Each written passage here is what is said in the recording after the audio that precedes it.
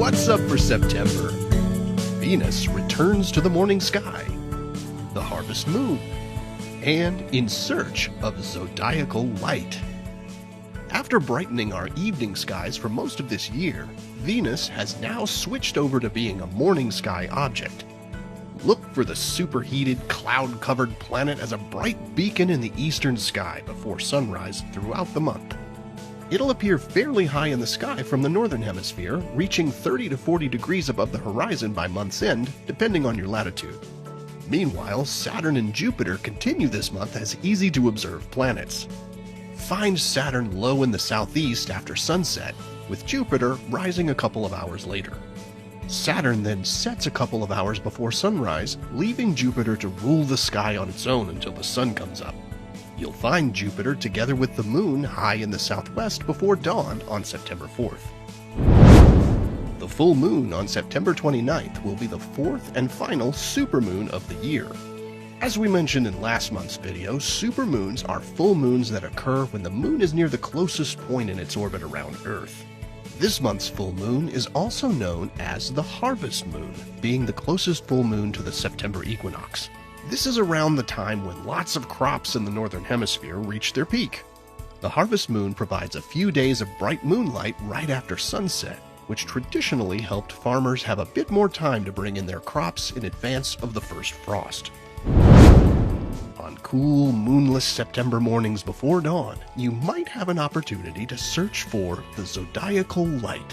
It's a triangular or cone-shaped pillar of faint light that stretches upward from the horizon, and it's easiest to observe around the time of the equinoxes in March and September.